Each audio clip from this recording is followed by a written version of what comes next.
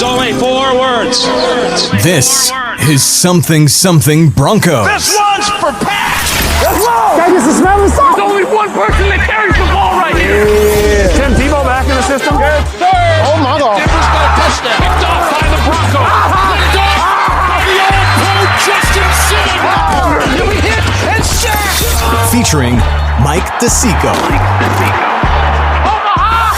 And Jess Place. Let's go, son!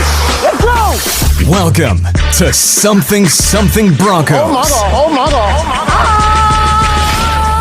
Hello, everybody, and welcome to Something Something Broncos. I am Jess Place, joined as always by the preeminent expert of Broncos awesome and everything involved with that, Mike DeSico of Mile High Report. Mike, hello.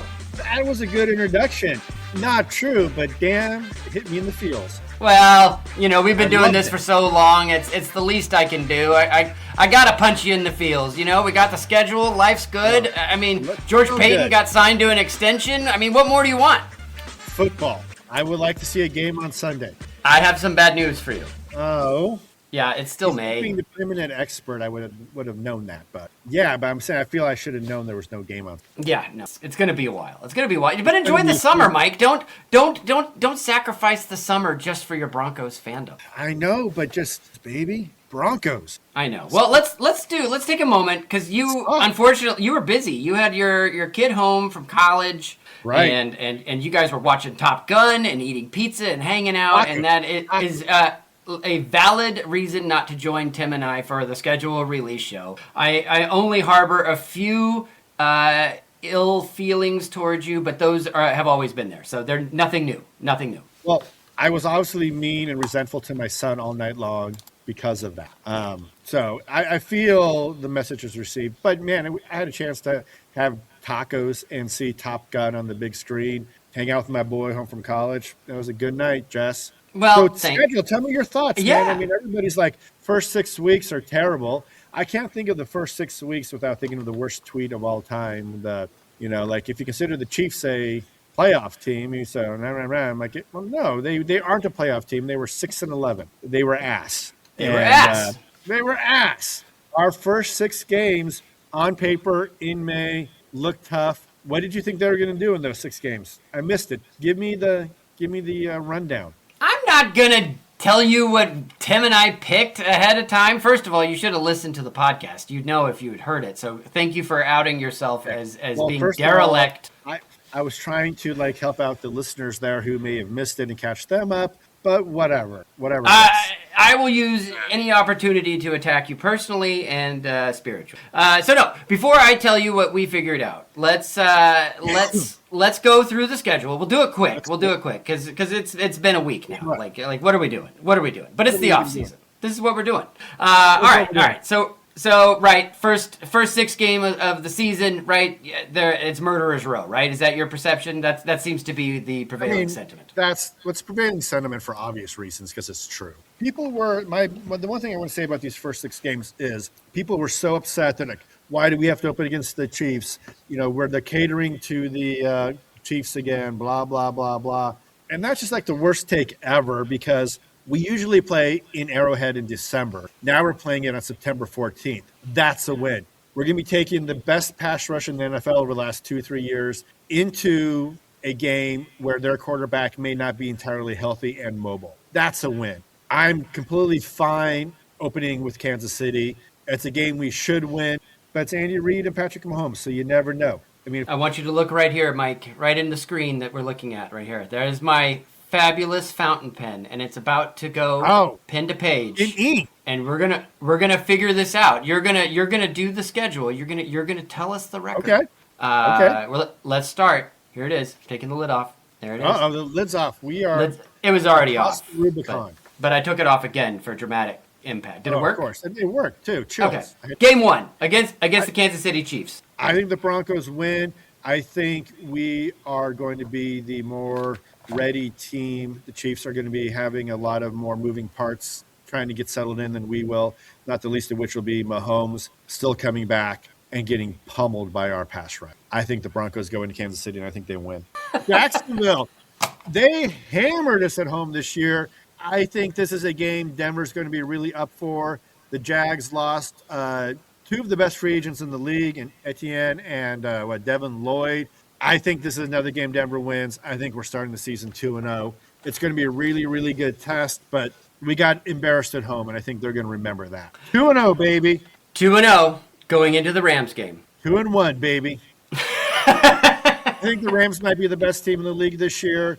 We're not going 6-0 in this opening stretch, and I think this is one of those ones that we don't get. Los Angeles is that good offensively, defensively. I think that's a no. Next game. 49ers. That's close to you. Are you going to go? That is close to me. I don't know. I was thinking of coming out to Denver to watch a game, but now we have this option to, do we go to San Francisco? But we know with all the electrical substations there, I don't know if I can afford any soft tissue damage, because I have to show up to work the next day. And you are famous for your soft tissue. My soft tissue is elite. So, yeah, I want to take care of it. In San Francisco, first big roadie of the year. I'm not counting Kansas City because they're ass. 2-2. Ooh, really? Okay. I think the Niners are going to be good this year, and I think we're looking at 2-2. Okay. All right.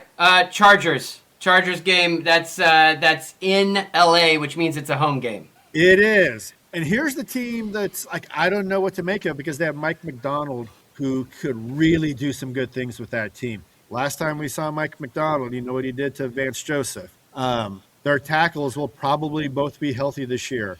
It's not January or February, so Justin Herbert will probably play really well.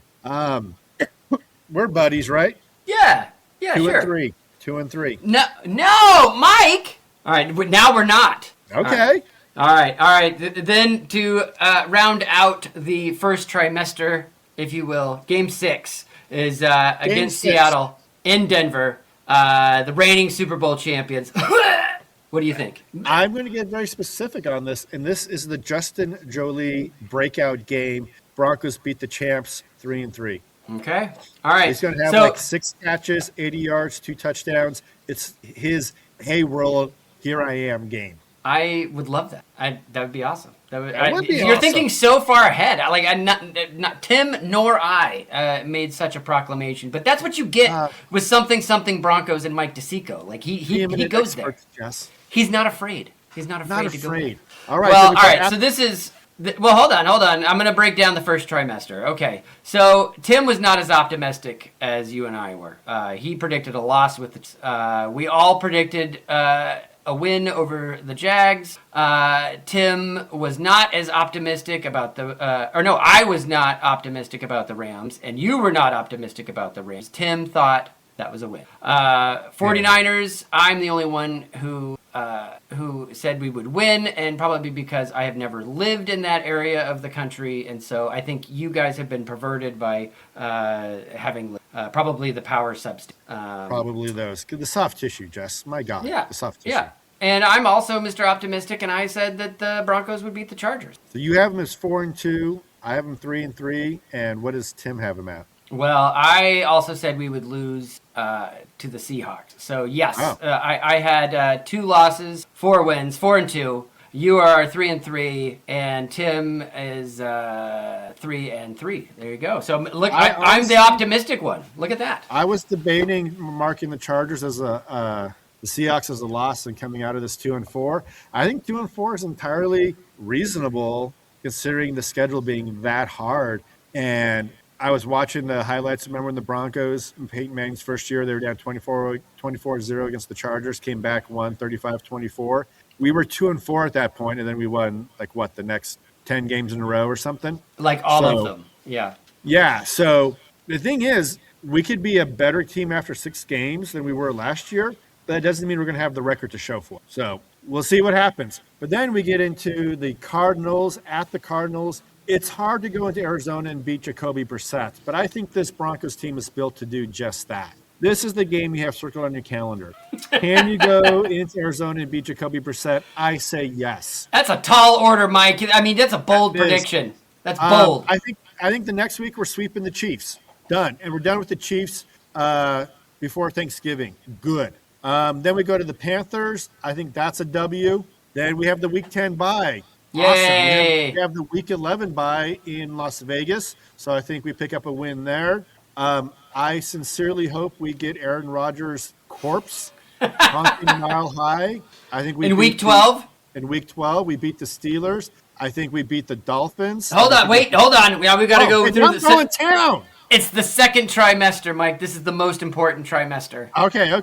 This is Okay. when you got to stop smoking, Jess. Yeah. That's they just say that. That's not true. Yeah, you can smoke okay. if you want later. Smoke them if you got them.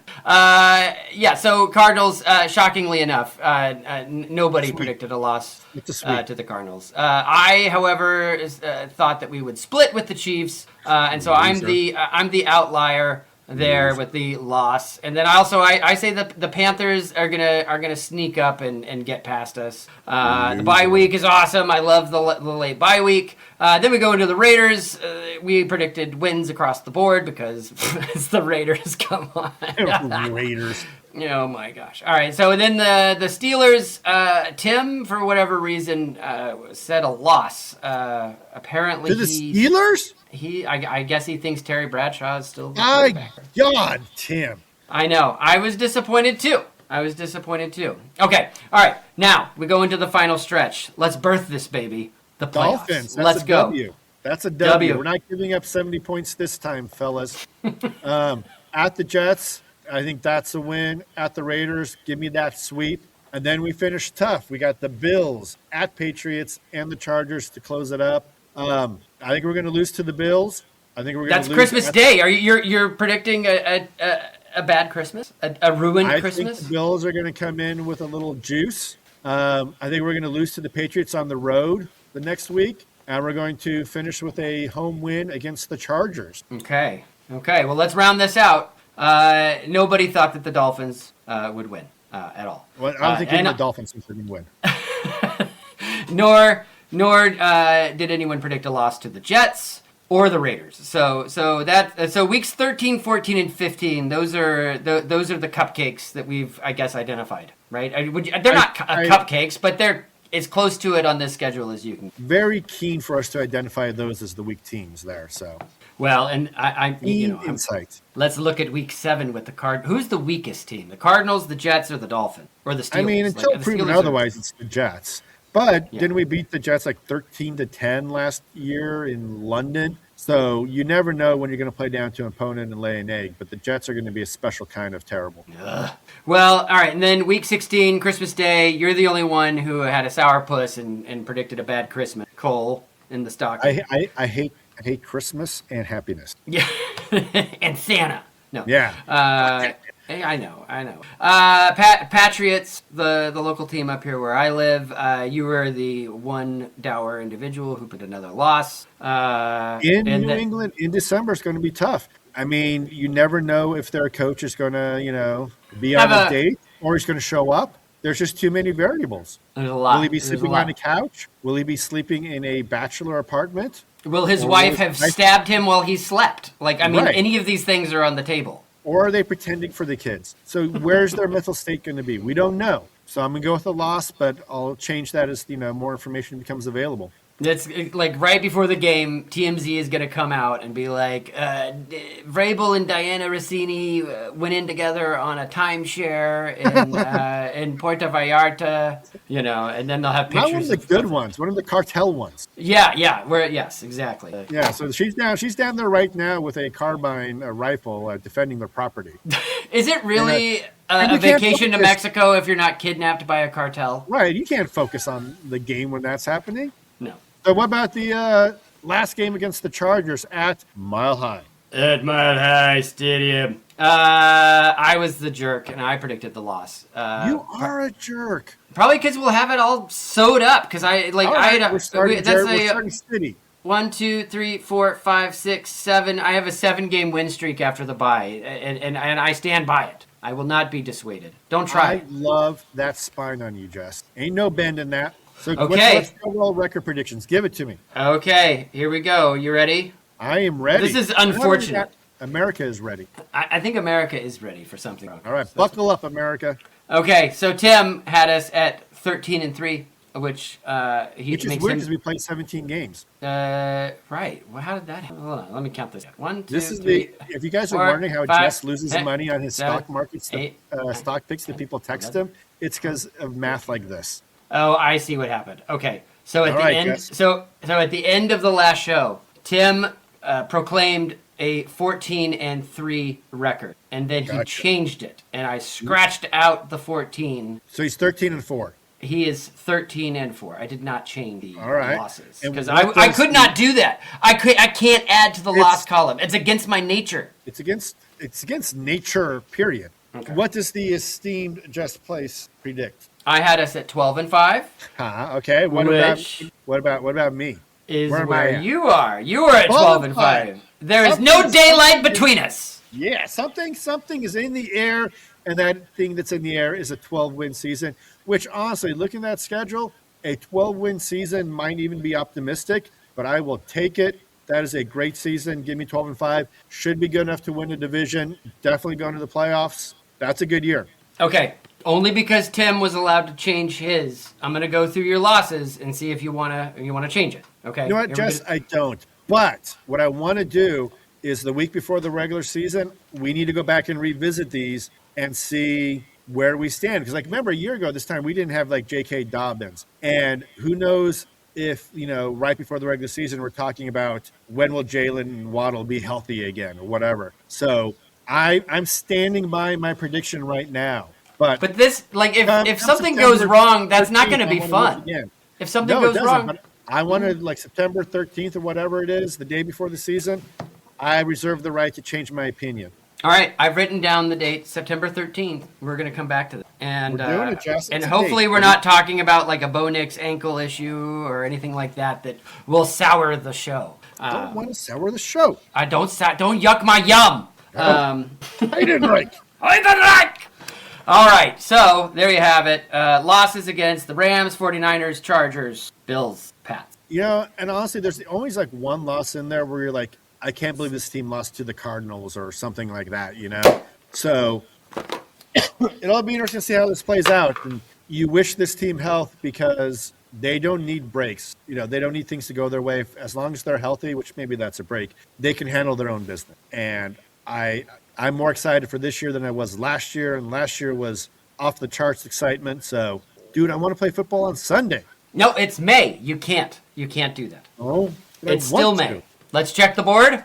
Yep, still May. Still, man, son of a biscuit. Sorry for Well, the language. I heard that you were monitoring the Twitters, the X, whatever it's called, Twitter. and Twitter. It's I still type in Twitter to go to Twitter because it's Twitter. It's I not changed X. the icon on my phone, so it's still the Twitter icon. You can do that. You can, if you're like me, a hacker. Oh. Yeah, but if you look at my phone here, I'm showing it to the viewing audience here. So if you're watching us on YouTube, dun, dun, dun, right there. Oh, you can't Yeah. see. You get see if you're on at MH Broncos Pods on YouTube, you can see barely the Twitter icon. You have to go if you're on an Android, you can change the icon to whatever you want. It's really easy. If you're on Apple, you have to use their Shortcuts app and do it that way. Yeah, I don't know. That's too much. I just I look at my phone and it unlocks, and that's like I'm still the novelty of that. Boom! Wow, amazing. Just easily impressed. Yeah, That's what I like about you. You have this childlike wonder. You know, hope when never it comes dies. to storage units and stock tips from strangers who text me randomly, like I'm there for it. You are like living so free. Like you're who I want to be when I grow up. You have this I'm era. gonna about crush you those that's just dreams like, for you right now. You're better Oh. than me right now. No one knows. All right, what was this Twitter There was people nonsense you were talking listening about to? which number should the Broncos retire, and people were here and there on a few of those things. And we'll make this quick because it's off season. We gotta get out of this podcast. You got a But the golf number- course to get to or something? We're gonna go see Back to the Future, the hit Broadway musical tonight. Oh, wow, Yeah. that sounds like Great an event. spot. Sounds heavy. Sounds like a terrible wig It's heavy. on Doc Brown, like just an awful, terrible wig. It's going to be great. It's very well reviewed. It's going to be great. We're taking the entire family. It's going to be fun. Hey, the fun obvious- fact, real quick. Oh, yes, you know please. the three back to the I do. And I'll run through them here real quick with you. Back to the Future 1, Back to the, and Back to the... my In that aunt, order? or my cousin, excuse me, my cousin was the production accountant for those, which is crazy. Like, I grew up... No, accountant? yes! The production... Well, she's a producer now, but she was a production accountant for that. Wow. For those Well, 3 films. There you go. Here's a couple of fun tips, fun facts. Over spring break, I went to Yosemite, and we were driving down to Yosemite here in Northern California, and we came across the town where they filmed Back to the Future 3, the Western, and they have the train there. But the set, unfortunately, burned down in the 90s. But the cooler thing is I live in this town called Grass Valley, California. Delightful little burg. I would say come visit, but please, no autographs. But in Back to the Future 3, when Clara, the love interest, gets off the train, there's a map there that says Hilldale is located exactly where Grass Valley, California is. I kind of live in Hilldale. That's awesome. That is awesome. I am impressed. So, yeah. So maybe I should bring my cousin to meet you. And then, and then it could be like a big thing for you both. Yeah. Okay, one more thing. When I was in high school, we went to Universal Studios with my high school marching band, the Marching Spartan, and they took us on the tour backstage, and like there's a movie being filmed here, and we can't tell you what it is, but you'll be able to see it this summer. And it was Hilldale with fancy future cars. So back in the days before the internet, man, spoiler, we knew we saw future Hilldale with your fancy future cars. It was pretty awesome. That's awesome. That's so cool. I like that. Yes. Anyway, all right. Here we go. We're getting back. Back to the Broncos. We've done the something. We're going Broncos now. Going Broncos now, full Broncos. The numbers that you would consider retiring are 24, Pac-Man Jones, number 30, number 84, and number 58. Would you retire any of those 4 numbers? And are there any ones you're like, well, wait, dude, you forgot about Dwayne Carswell? Clearly, you read my article from Monday. I did. Yes. Underappreciated Broncos. I love House, but here, what about Demaryius Thomas? Did you say? Did you say? 88. Yeah, and that's one the number I forgot. The standard that people seem to kind of go on is like, hey, if you're a first ballot Hall of Famer, your number should be retired. I think that's right. While Demaryius has a special place in his heart, or in our hearts, I don't think he rises to the standard of a number that should be retired. And somebody pointed out, kind of bluntly, but not without any accuracy to it, if he was still alive, I don't feel he would be part of the conversation. It's the sentimentality of the tragedy of him dying young that pushes that one. I think you're right. I hate that, but I think you're right. I think there wasn't much of a push for that when he was alive. Yeah. Right. He's the best receiver in Bronco history. It's either him or Rod Smith. 1A, 1B, pick your order. I don't think Rod Smith nor Demaryius Thomas rises to a retired number. They're both Ring of Famers. TD's number, famously to David Burton. I don't think he gets retired. I don't think Shannon Sharpe should be retired. There are legends, but I don't think they reach that level. And then the 2 numbers that are left are 24 for also Champ Bailey wore it, and 58. Champ Bailey was the first ballot Hall of Famer. Von Miller should be, not guaranteed. But how much do you figure in team success? Champ Bailey never won a Super Bowl here. TD and Shannon Sharpe won 2. Champ Bailey's probably the best player of the 3. I don't know. I think if Von goes first ballot Hall of Fame, he's a probably. I'm not sure about Champ. As much as I love him, as wonderful as he is, I don't know. What do you think on those? What's your opinion here? I think that the Broncos may have done a major disservice to those back-to-back Super Bowl Broncos by not acknowledging those teams with a number retirement. So the opportunity to do like Terrell Davis or even Shannon Sharpe. Well, John Elway, yes, but he transcends the game. Like he's bigger. He's bigger than all of it. So like you can't even. He doesn't count. You just got. How would you even pick between TD and Shannon Sharpe if you had to? How do you do it? I mean, Shannon Sharpe won a 3rd Super Bowl with the stupid Ravens. So I mean, maybe, that's and like, he was John Lynch won the Super Bowl with the Buccaneers, so we should. Yeah, but you win 3. And granted, yes, you're right. It is a Broncos only thing, yes. But he did also retire as the greatest tight end the world had ever known at that time. So, Terrell Davis's peak was higher than anything Shannon Sharpe ever had as well. So Terrell Davis had a shortened career. So I think the opportunity to have retired one of those jerseys has come and gone because we're 30 years hence now. Like it's Jesus, that long. Wow. it's Yeah, 30 years. Yay, we're old. Wow.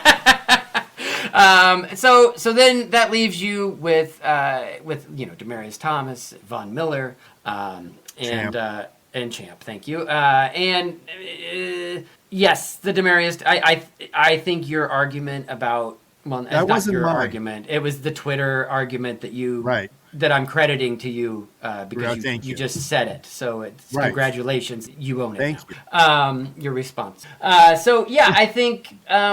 Not Demaryius. I mean, it sucks, right? Like the tragedy. Like I think the Vikings retired Corey Stringer's number, like because they didn't give him water on the practice field and he died. Like that might have been part of a legal settlement, though. That might have been to like be please don't sue us kind of thing. But so I mean, the precedent is there for teams to do such things. But then you get into Darren Williams and the Bonnie other. Hillman. Yeah, exactly. Like there's been some deaths and it's tragic, but I don't know that. So that leads me to Champ Bailey, and I think Champ Bailey and Von Miller, even though Champ didn't win a Super Bowl, he was the most dominant corner of his day. And for that reason, I think you might want. I mean, granted, you don't have to retire any numbers. Like they retired numbers back in the day just to do it, so that they had some sort of marketing. The first three numbers, the first two numbers that were retired, were done just and all that. Yeah, like it was a high five. Thank you for being our quarterback on the fly. We appreciate it. Awesome. And Floyd Little, because he was the franchise. He was the reason the Broncos didn't leave.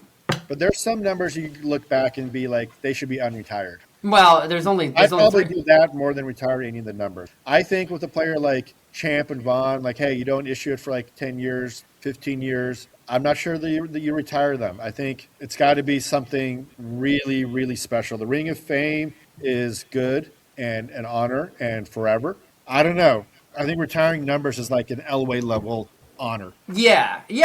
Hold a gun to my head, and I have to pick one. I'm going to say Champ Bailey. He was the best at it while he was at it, and he's still kind of the standard for like what a lockdown corner is. Like all due credit to Darrelle Revis and Revis Island.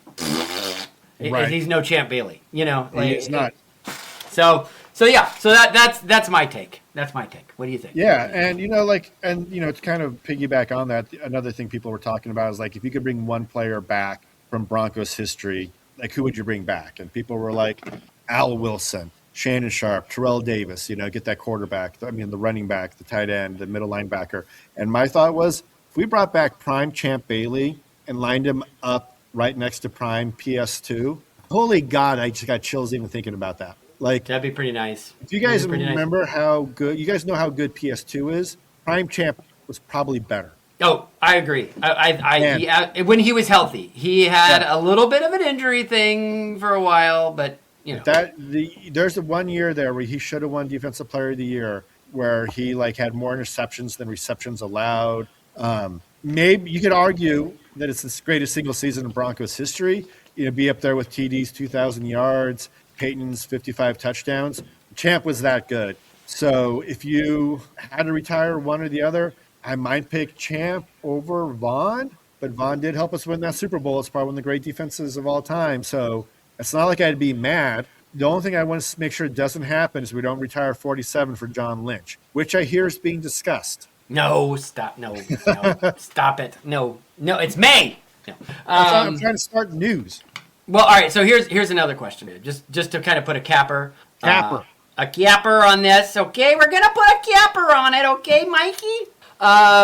Peyton Manning, if the number wasn't already retired for Frank Trapue, would you retire it for his performance, which was the greatest offensive performance of a quarterback the league has seen, and he did it in 16 games? No, I wouldn't, because Terrell Davis had the greatest season ever by a running back. When you consider a regular season and postseason, most yards ever by any player in NFL history, until Saquon broke it when the Eagles won the Super Bowl 2 years ago. and he had a longer, more distinguished Denver career. And if we're going to be like, no, I wouldn't retire TD. Again, as much as we love Peyton and the Ring of Fame is made exactly for players like him, I wouldn't. Like, Peyton Manning's a Bronco. He's not a Colt. That's his legacy. But the Colts should retire 18, not Denver. I think they did. They put a statue of him, and he has to fly there to go see it because he lives in Denver. Yeah, because he lives in Denver. Their schedule release had a picture of Peyton Manning in it. We had Peyton Manning. He's ours. That's a flex. Ours. That's a flex. It is, and he's ours. But I don't know if I would have retired his number. He's one of the top 5 most beloved Broncos of all time. But, if I have no problem with them adding the 18 up there since the number was already retired, sort of a thing. But, that's me. They handled it well. I mean, they just were like, all right, and it's both of them now. And it's like, okay, yeah, because Frank said it was cool for Peyton to wear it, and he did great things, and it was fun. I thought he was still alive when he joined. Oh, it might have been. But we go back. Peyton was easily one of the top 5, if not top 3 most beloved Broncos of all time. And rightfully so. And stuff like that honestly plays a factor in it, Oh, and the one thing we didn't mention, we're talking about great Broncos quarterbacks. Since our last episode, Craig Morton passed. I know. I remember watching Craig Morton as a kid with my dad. The Broncos, we'd get the ball back and Rick Upchurch a punt return, and the Broncos would run out to the field. And here comes Craig Morton, 38 years old, hobbling, onto the field. And I'm like, that's my quarterback. Look at him out there. Old man. He's still out there trying. And now I'm like, 38, that's not that old. But back when you were like 8, that's, practically dead. I always, if you're of that age, you have a soft spot for Craig Morton because, the Orange Crush put us on the map, but we don't get to that Super Bowl without the Morton to Moses connection, the Eminem connection, and what a legend. And the second best player in NFL in Broncos history to wear number 7. He was 7 before Elway was. And I remember when Elway came in, I'm like, are they going to give him Craig Morton's number? And, 10-year-old me was really like, that's Craig Morton's number. You can't do that. He was a great one. That's a lot to live up to, Johnny. Yeah. Yeah. I unfortunately did not have the age to have seen. Well, I was old enough, right? Because he was there till 1982. Because Elway came in '83, so I was 3 during his last season. I believe he also coached the Denver Gold, like the UFL. I think Red Miller did too, but I think then he came in like the second season or last season. Yeah. So, I mean, he was kind of a Colorado guy, and he was like the first great quarterback in Colorado, with all due respect to Charlie Johnson. But yes. But both Ring of Fame quarterbacks. Go figure. Anyway, I got to know Craig through, reading all the various books, like Woody Page's Orange Madness book detailed that, and then there were a few other good books about about the '77 squad, because Terry Fry had one before he went a little off with the race, but that's okay. It's a bummer. It's a bummer. He's Craig Morton was always kind of the guy. He wasn't the Elway, but he was like the guy that everyone truly respected as a quarterback in Denver. Yes. The second greatest quarterback next to John Elway. I mean, until Peyton Manning, and he's still top 5. I mean, he's going to be there for a while. Yeah, he was great. And so, if you're of an age, that was heartbreaking news. If you're one of our younger listeners, go read up on Craig Morton and what he meant to the state and all of that, and watch some Craig Morton to Haven Moses highlights, and listen to Larry Zimmer's call on the old KOA. You'll get chills. Yep. They're going to the Super Bowl because they earned the trip. Yes. Yeah. Yes. There you go. Yeah. Larry.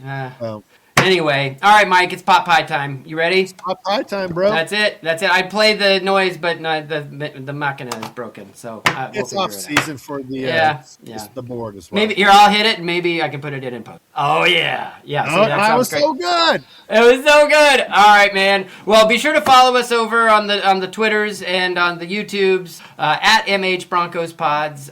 Subscribe over there. Subscribe wherever you get your podcasts, and come check us out over at MileHighReport.com. Read our stuff and tell us we're full of crap, because we might be. I don't know. Anyway, Mike, anything else? Chicken pot pie. Chicken pot pie.